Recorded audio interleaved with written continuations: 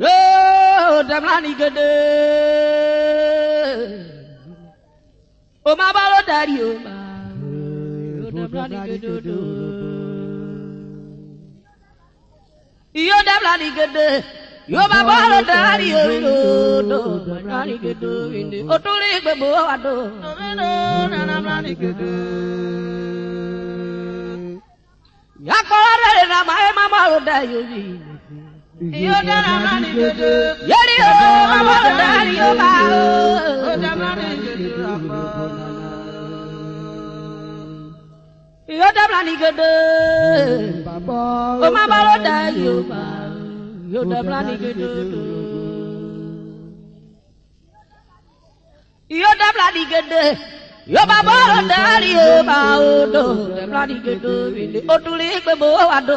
The money good. Baba daddy, we are with you. You're the money good. No, Baba daddy, you're the money good. Otioye, Onunemi Sukoko, Agbo Unity of Nigeria. Ukoko Nana, Atorovio, Edujegbi, Yeme Arukuovu, Ukuri 1992. Obolaro, Agbo, Urhobo, Yakobaro, or you who now bo. Muneya.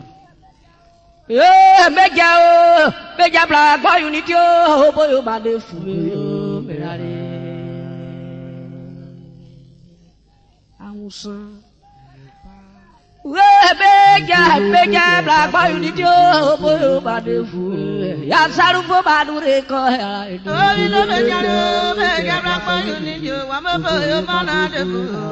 Yasaru Badure ko, you may.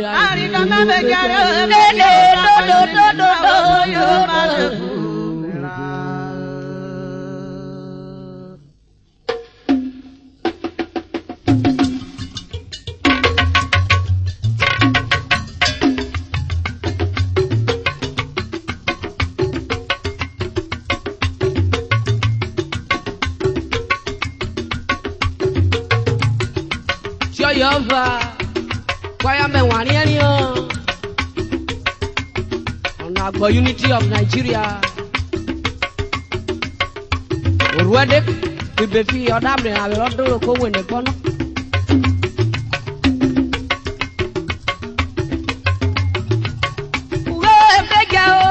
Bega Black Boy Unity, oh boy, bade fu.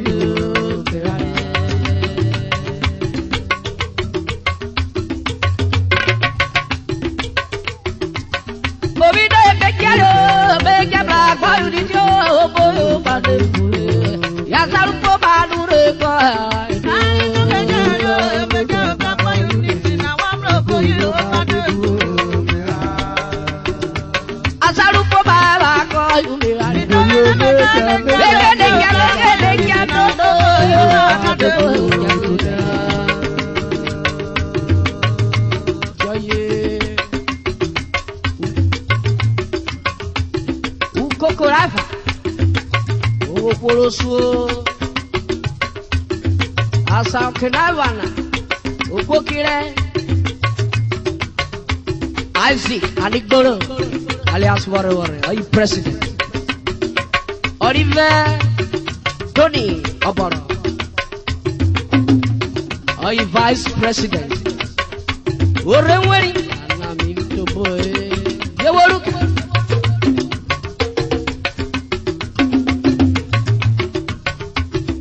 Orira, Honorable Paul Akivi, are you Siabia? Orane,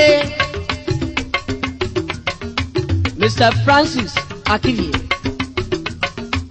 ayo yoriga.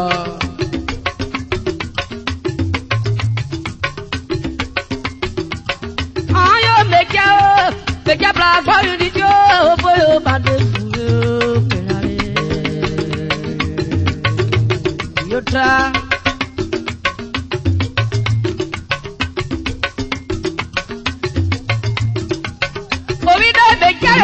Meja Black Boy Unity, oh boy, bade fu. Yasaru Baba, oh, Meja Black Boy Unity, now.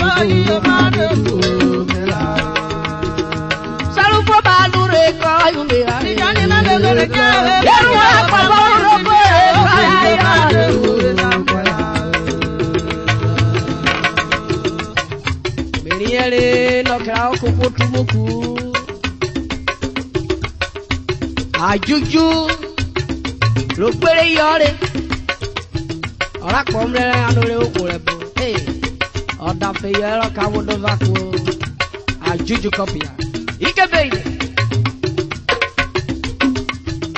tio yodia. That is the paradox of life.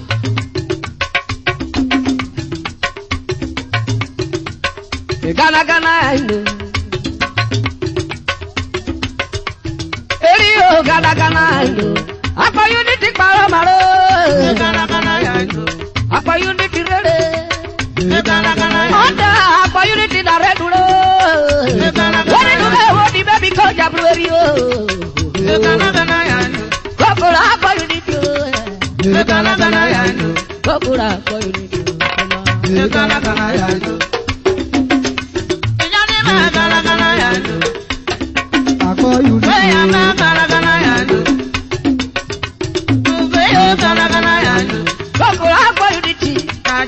Gana gana ya yo. Uko ko apa unity. Nigeria gana gana ya. Ode Urhobo ya ko baro. Gana gana ya yo. Yo ye. Gana gana ya yo. Ora wo bori yo. Gana gana ya yo. Urhobo la ko ya ko baro. Gana gana ya yo. Iwori ede ko gore bi apato. Gana gana ya yo. Gana gana ya yo. Gana gana ya yo. Yebude to kwabo ma o. Gana gana ya yo. Aye keke. Gana gana ya yo. Woko ada tu we bi yo. Gana gana ya yo. We amire tu we bi na. Gana gana ya yo. Tani ma gana gana ya yo. Woko ada do ko to. Gana gana ya yo. Amire yo ko to. Gana gana ya. Ada like ya di petiro bi yo ko to. Ajuju gana gana ya. Wo te yo woro na iro. Gana gana ya yo. Yo ye. Gana gana ya yo. Uro to dawa kaludo. Gana gana ya yo. Oro wow. Gana gana ya yo. Mami mo akodo. Gana gana ya yo. Opokiroke. Eyi me wulu ti kwe keko. Kokoro apa unity. Gana gana ya yo. What do you go kokoro apa unity? Gana gana ya yo. Mr. Peter. Ono to Goma. Financial Secretary.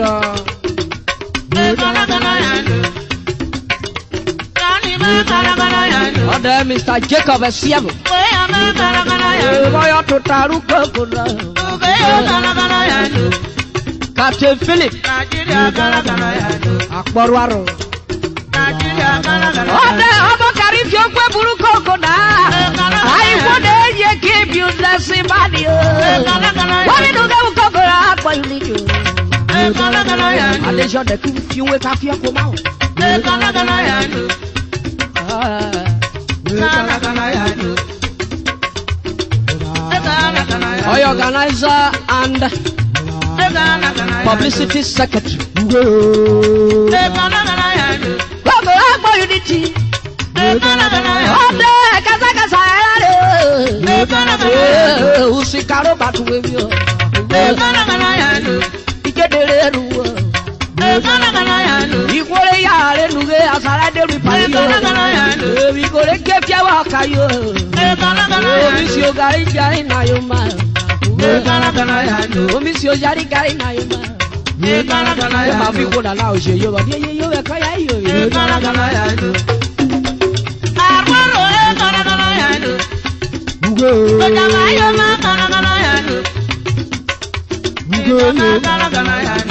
Mr. Akwajoto Uwo Chief Whip and Provost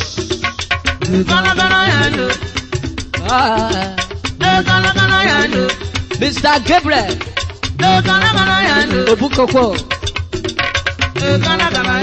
He was the pioneer president and now the advisor.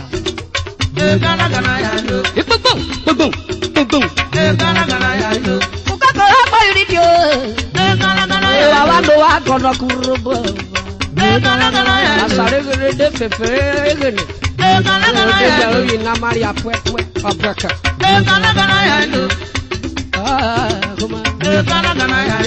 Mr. Edward Orieka. Chairman Welfare Committee.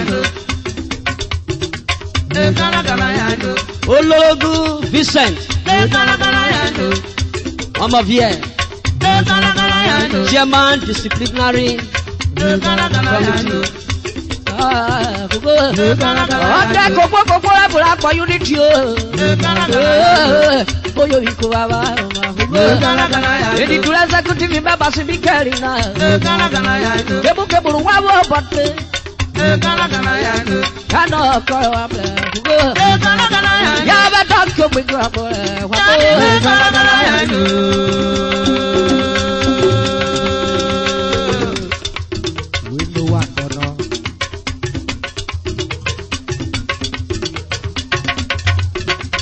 Dia ogoro dadi ameke koyigbo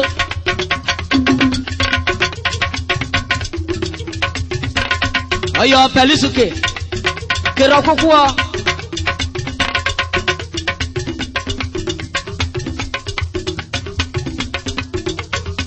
Bedana we suwa yoruri me Bedana we suwa yoruri me Kodaro me Obola wa tuli tumukura o wadu. Bedana wa suwa yoruri mana. Suwa yoruri o bedana wa suwa yoruri mana. Kodaro me kala.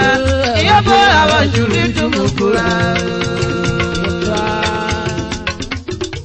Esi ko Kenya burori e.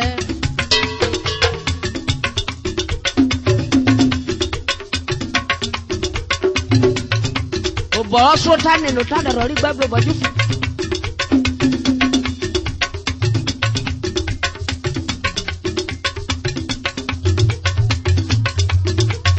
Yéyí tọ́ka tẹ jọjọ́ ẹ̀kọ́ bá dẹ̀bọ̀ lẹ́ àpọ̀nana.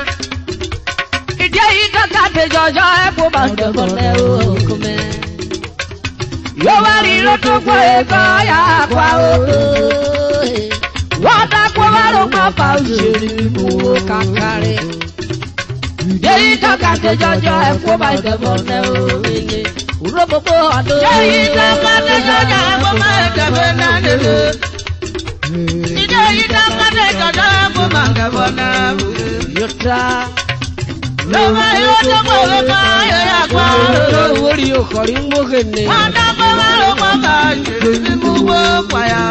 Bábúrò tó. Yéyí tọ́ka tẹ jọjọ́ ẹ̀kọ́ bá dẹ̀bọ̀ lẹ́ òkúmẹ́. Yóò ta ìzópo dàdó adérajọ dàbí sẹ́lẹ̀.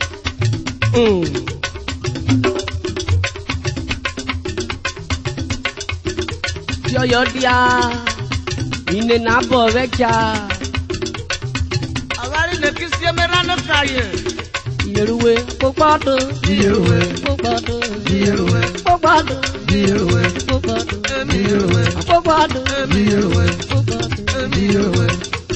Miyeruvwe. Miyeruvwe. Miyeruvwe. Yode pokwado pokwado kapabe. Pokwado. Pokwado pokwado pokwado pokwado pokwado pokwado. Ibo pokwado pokwado pokwado. Jaya. Aina ma Miyeruvwe. Wọ́n wọ́n kiri ya wọ̀ bí jọ́dá wọ́n kà ó kọ́ wọ́n náà kí kọ́lé kàrẹ́ bẹ́ẹ̀ wọ́n tá kọ́lé kàrẹ́ bẹ́ẹ̀ wọ́n bí tún yà wọ́n bí aṣọ́rọ̀ wa ọbẹ̀ jọ̀bọ̀jọ̀ wọ́n bẹ jẹ́ kí ẹni ò kó kó.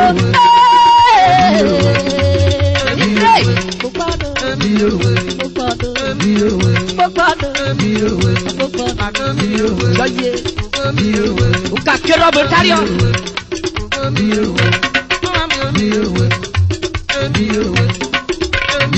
Wọ́n kọ́ ẹ̀kọ́rọ́ ní wọ́n kọ́rẹ́ kàwé jí yẹrẹ. Wọ́n bí yẹrẹ. Wọ́n dẹ́sẹ̀ wẹ́ pẹ̀gbẹ́ rọ̀rọ̀. Wọ́n dẹ́sẹ̀ wẹ́ pẹ̀gbẹ́ rọ̀rọ̀ ju wọ́n rí abẹ́ ebúrọ́rí àgbègbè wọ́n dẹ́ tán bẹ̀rẹ̀.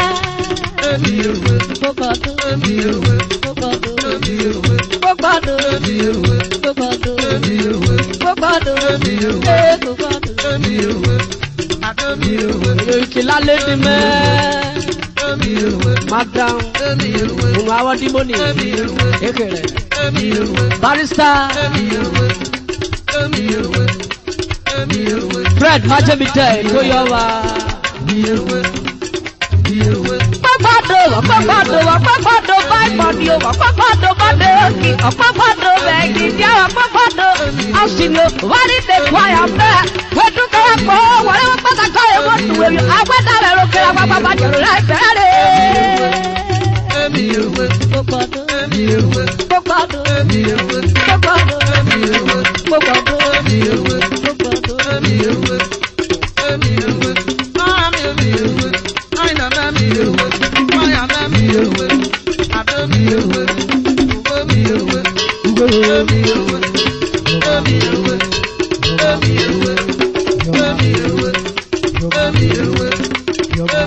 Apara Improvement Senior Lagos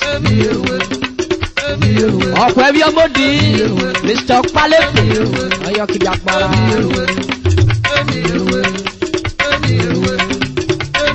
Mr. Roland Irwanove Oyi Vice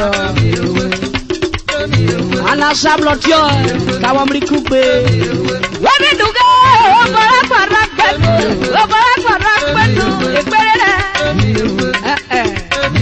Oji kore wari eno yo ne wajo ki po shero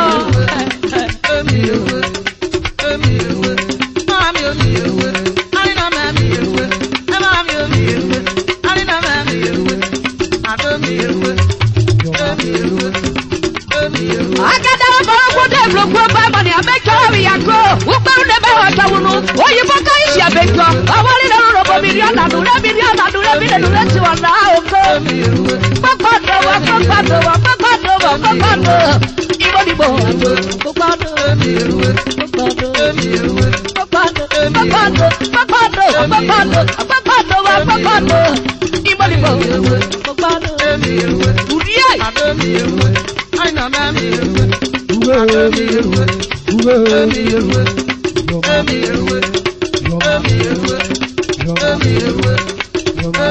Emmanuel Agishoru Oyiskala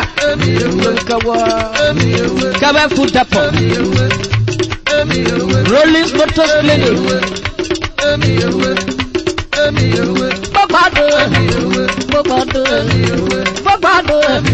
Agogoro de Bakiaduru Isa Kubabudia Kawa Akiza Babudia Bewa Warite Uruma Budia Babu Ikaya Babudia Kawa Okwara Koparo Okobikare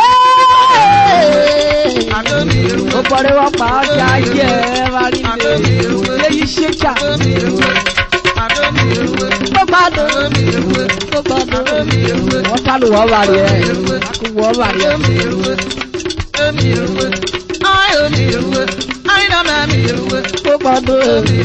Bobado Before they do that